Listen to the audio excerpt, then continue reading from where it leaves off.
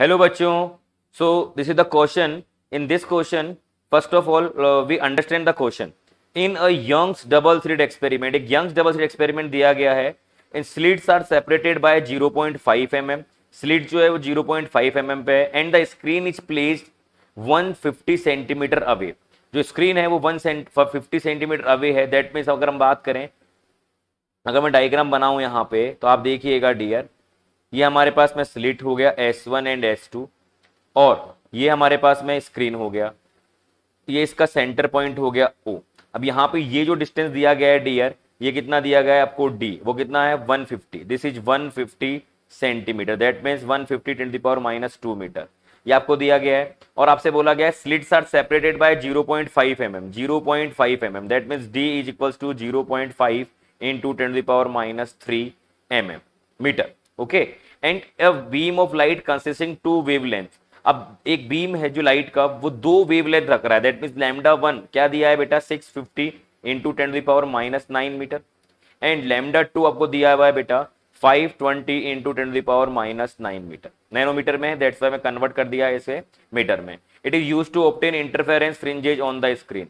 ठीक है, मतलब इन दोनों सोर्सेज, ऐसे सोर्सेज जिसकी लैम्डा पहले वेवलेंथ जो है वो इतना 650 है नैनोमीटर, सेकंड वेव जो सोर्स है उसका वेवलेंथ है 520 और उससे हमें इंटरफेरेंस मिल रहा है. The least distance from the common central maximum to the point where the fringe width और bright fringe due to both the wavelength coincide. अब हमें क्या कैलकुलेट करना है, हमें वो पॉइंट कैलकुलेट करना है जहां पे लीस्ट डिस्टेंस पे कैलकुलेट करना है, जहां पे दोनों का ब्राइट फ्रिंज कॉन्साइड करेगा. तो डियर देखिए, ये हमारा क्या होगा, सेंट्रल मैक्सिमा होगा. और इस तरह से हमारे पास में अगर मैं बात करूं तो कुछ किस तरह से बनता जाएगा, इस तरह से हमारे पास में पैटर्न बनेगा.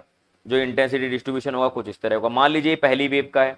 ओके, सिमिलरली अगर मैं सेकंड वेव की बात करूं, लैम्डा 2 से सेकंड वेवलेंथ से जो बन रहा है, तो मान लीजिए कुछ इस तरह से बन रहा है, कुछ इस तरह से बन रहा है और वो यहां जाके आपस में सुपरपोज कर जाते हैं, कॉन्साइड कर जाते हैं. इस पर्टिकुलर पॉइंट पे कॉन्साइड करते हैं तो सेंटर से ये जो डिस्टेंस होगा बेटा दोनों के लिए इक्वल होगा जहां पे कॉन्साइड कर रहे हैं. तो मैंने इसको बोल दिया y. ठीक है, इसको मैंने y बोला तो आपको पता है कि जहां पे कॉन्साइड करेंगे उस पॉइंट को मैंने y बोला. तो यहाँ पे पहले वाले की अगर बात करें फर्स्ट वाले वेवलेंथ के लिए, तो वहां पे बीटा जो होगा बेटा वो कितना होगा, lambda 1 capital D upon small d, beta 1 हो जाएगा. और बीटा 2 होगा डियर, वो कितना होगा, लैम्डा 2 D अपॉन D हो जाएगा. तो ये हमारे पास में आ गया. अब यहां से दोनों वैल्यू हमें मिल गई, लेकिन यहाँ पे हमें ये क्लियर करना है कि जो बीटा 1 और बीटा 2 है, तो हम क्या लेंगे कि मैं बोलता हूं कि पहले वाले के लिए N1 फ्रिंज जो है, N1 नंबर की फ्रिंज जो है वो बीटा 1 के लिए है और N2 जो बीटा 2 के लिए है. अब ये दोनों आपस के अंदर क्या होगा, दोनों के लिए बीटा जो हमने कैलकुलेट किया, beta is equal to N lambda D by D, ये फर्स्ट वाले के लिए आ गया मैक्सिमम, और बीटा 2 जो होगा N2 lambda 2 D by D हो जाएगा. ठीक है डी, तो दोनों के लिए इक्वल होगा, तो हम क्या करें, दोनों को इक्वल पुट करेंगे. तो यहां से क्या आएगा, N1 lambda 1 D upon D is equals to N2 lambda 2 capital D upon D. So because हमने D का वैल्यू चेंज नहीं किया है, स्मॉल d का वैल्यू चेंज नहीं किया है, तो यहाँ पे क्या मिलने वाला है डियर, देखिए N1 lambda 1 is equals to N2 lambda 2 मिल जाएगा. यहाँ वैल्यू जैसे हम पुट करेंगे, N1 का वैल्यू कितना है, हमें पता करना है कि कौन से नंबर का फ्रिंज जो है वो यहाँ कॉन्साइड करेगा, फर्स्ट वाले के लिए एंड सेकंड वाले के लिए. तो N1 into 650 into 10 to the power -9 is equals to N2 520 into 10 to the power -9 into N2. So after solution N1 upon N2 we get 4 upon 5. सो यहां से अगर हम कंपेयर करें तो हमें क्या मिल रहा है, यहां से कंपेयर करने पर हमें N1 का वैल्यू 4 के इक्वल मिल रहा है और N2 का वैल्यू हमें 5 के इक्वल हो रहा है, क्योंकि हमें मिनिमम वैल्यू चाहिए. सो अगर हमारे पास में N1 का वैल्यू आ गया और N2 का वैल्यू आ गया, तो अगर हमें अब चाहिए कि किस पर्टिकुलर डिस्टेंस पर ये कॉन्साइड करेंगे, तो y कैलकुलेट करने के लिए हम क्या करेंगे, फॉर्मूला हमारे पास में है N lambda D by D. ये हमें कैलकुलेट कर लेंगे कितने डिस्टेंस पे ये आपस में मिल रहे हैं.